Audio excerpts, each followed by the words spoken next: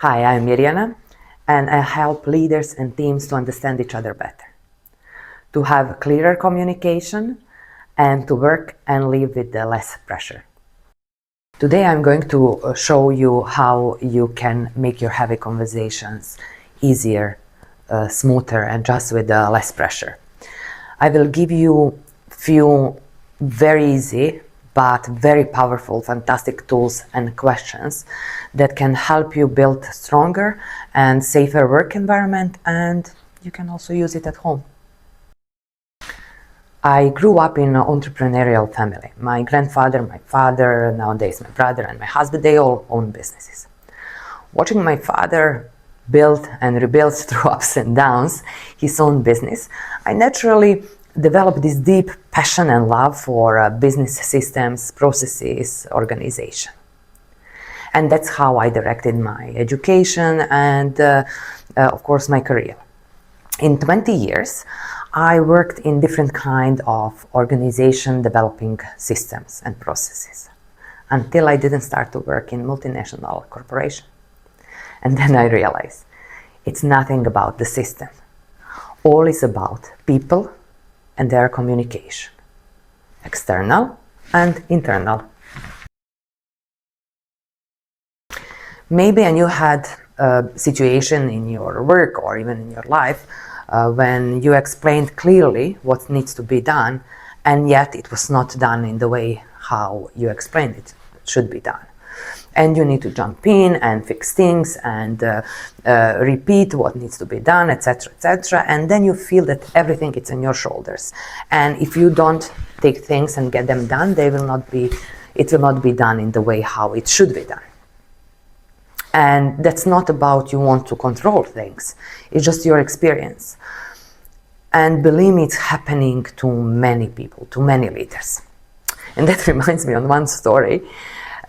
So homemade soup in my country is the thing in every family.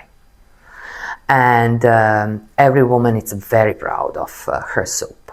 And if you don't like it, skip that part. Don't say it loud. So a few years back, one of my cousins was visiting us and she stayed with us. And I learned to cook soup when I was like very, very young. But me and my husband, because we live abroad for many years, we realized that nothing will happen to us if we don't eat soup. And silently we agreed that we are not going to eat soup so often. So my cousin noticed it, and while we were at work, she wanted to surprise us. So as she didn't know to cook the soup, she called her mom for the recipe. And she prepared, cook, and she surprised us, etc. But after a few days, I'm receiving a message from my mom. How come you don't know to cook a soup?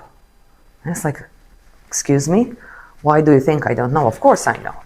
But why your aunt called me saying that because you don't know how to cook soup, her daughter called her for a recipe that she can cook it for your husband because he really likes it.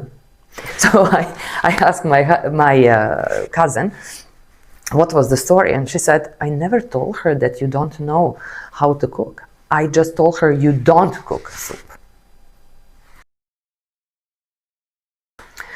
So we daily hear 20 to 30,000 words. So imagine that our brain processes all those words that we hear. So in order to protect us, our brain deletes, interprets, and fills the gaps. Now I'm going to show you 3 most common ways how our brain protects us and how misunderstanding happen in daily conversation. And I will give you tools and questions how to prevent those misunderstandings in those situations. So as I said, our brain deletes words to protect us. So deletion is one of the first common situations. So for example, you're giving direction to maybe one of your employees and saying, we need to prepare this report and update timeline. Everything is clear, right? Now person goes and prepare the report. It's Thursday. You need to send to have report to present to your client and there is no report. You call the person, hey, hello, where is report? He said, it's still not done. I say, how it's not done? It's Thursday. I said, oh, you didn't tell me you need to till Thursday. Ah, really? Okay, no worries. I'm almost done. I'm going to prepare. So he finished, he prepares, he sent you, and you got a Word document. And you're like, but I need PowerPoint presentation. I'm presenting it to the client. And the guy saying, oh, you didn't tell me that you're presenting to the client. So in this sentence, there were so many deleted information that actually a person said in his or her head, right? So he knew it's Thursday, so he didn't say it. When it didn't say what he wants to see in this report, didn't say why he needs it, and misunderstanding happened. So at the end, he was like, oh, damn, I lost my time. I could prepare this presentation 10 times already. Sure that we gave all information. It's very useful to ask. Sorry, just to confirm that we're aligned, what are your understanding of the task and what are next steps, for example? Or if you're receiving information and you're not clear, just do the double check, just to understand. I need to prepare this report. It's going to the board, and then say, no, it's for the client. Okay, are you going to present it or not? So do not hesitate to ask questions before you respond and say, yeah, no worries, it's done. Second most common situation is distortion, when we fill gaps in our mind. So we interpret what we hear. And it's very often linked and with the deletion. So for example, boss is saying, we need to be proactive on this project. And you have people listening. One is thinking, oh, I'm not proactive, I'm not doing a good job, maybe I'm going to be terminated. So when it comes to distortion, you can use same question like you're using in a conversation when it's situation with deletion of the information, and you can always go back and ask, can we just ensure and repeat if we all understood well the information. And the third one is my favorite one, internal dialogue. It happened to all of us. You know, when you're talking with someone and at once you're someone else. You're thinking about your meeting that you have to prepare for tomorrow, some heavy conversation, presentation to the client, some new job, or some random thoughts, right? Like, oh, whether I switched off my iron this morning.